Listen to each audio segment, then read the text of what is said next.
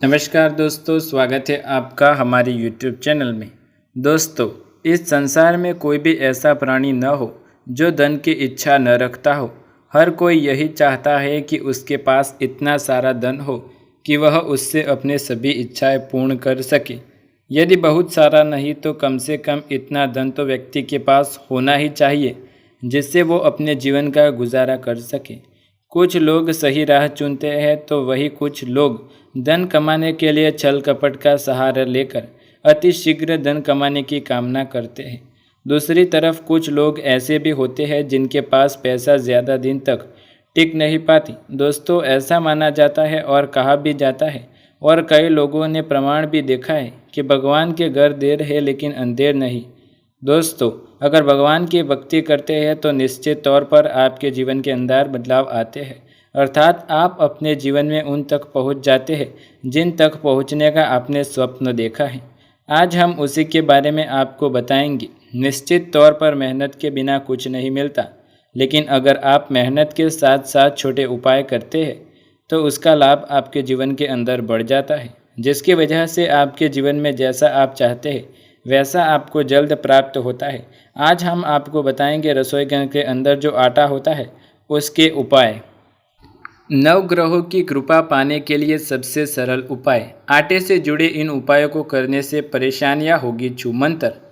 हिंदू धर्म में नवग्रहों का बहुत महत्व बताया गया है। ग्रहों परिवर्तन और गोचर का असर व्यक्ति के जीवन पर देखने को मिलता है। कई बार व्यक्ति को जीवन में परेशानियों का सामना करना पड़ता है। ऐसे में ज्योतिष शास्त्र में कुछ उपायों के बारे में बताया गया है। इन उपायों को करने से ग्रहों के प्रभाव को शांत किया जा सकता है। ऐसा करने से जिंदगी की गाड़ी को फिर से पहले जैसा किया जा सकता है। आइए जानते हैं आटे के उपाय के बारे में। नवग्रहों की शांति करने के लिए ज्योतिष शास्त्र में आटे के उपायों के बारे में बताया गया है।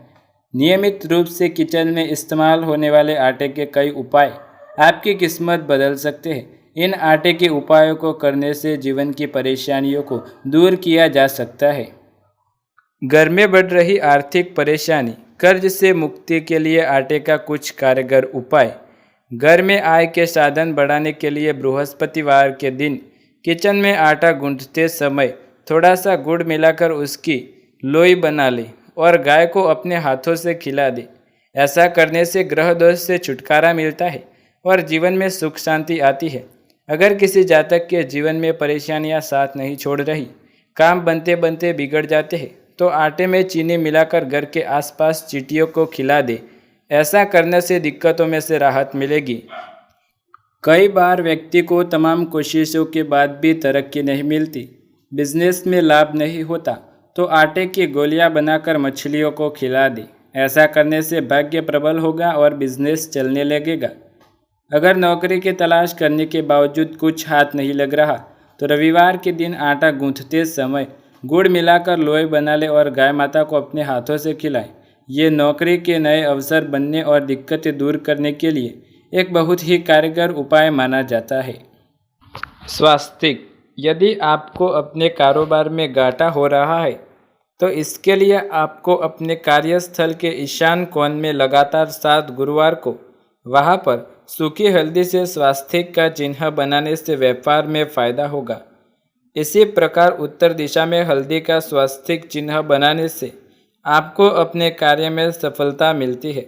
स्वास्तिक वास्तुदोष निवारण के लिए एक अच्छा उपाय है, क्योंकि इसकी चारों भुजाओं चारों दिशाओं की प्रतीक होती है और इसलिए इस चिन्ह को बनाकर चारों दिशाओं को एक समान शुद्ध किया जा सकता है।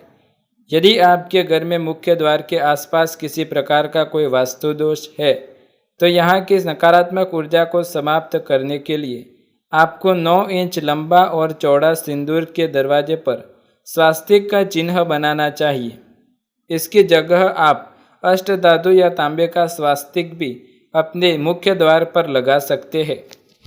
गणेश जी यूँ तो हर रूप में मंगलकारी है, लेकिन धन और सुख में बाधा को दूर करने के लिए नृत्य करते हुए गणेश जी की प्रतिमा घर में रखना बहुत ही शुभ होता है।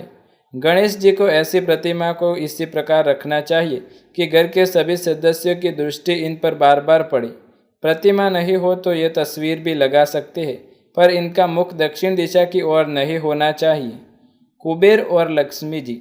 देवी लक्ष्मी की तस्वीर या मूर्ति आपके घर में ज़रूर लगाएं, लेकिन धन में वृद्धि होने के लिए लक्ष्मी के साथ घर में कुबेर की मूर्ति या तस्वीर रखना आवश्यक माना जाता है। माँ लक्ष्मी और धन सौभाग्यवती की देवी है। वही आय एवं नव अवसर देवता कुबेर प्रदान करते हैं, इसलिए धन प्राप्ति के लिए दोनों एक दूसरे के पूरक माने जाते हैं। कुबेर उत्तर दिशा के स्वामी है, इसलिए इन्हें उत्तर दिशा में ही रखें। नारियल।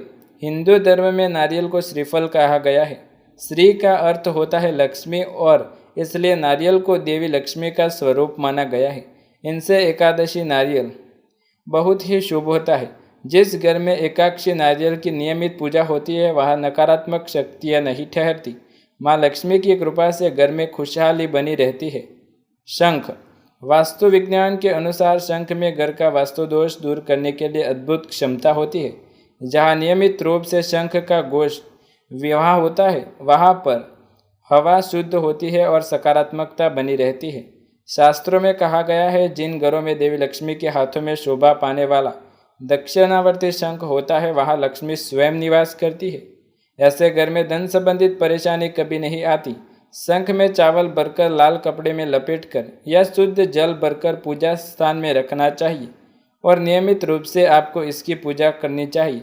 इससे माता लक्ष्मी धन की देवी आप पर कृपावान रहेंगी और धन संबंधित परेशानियों से आपको छुटकारा दिलाएगी।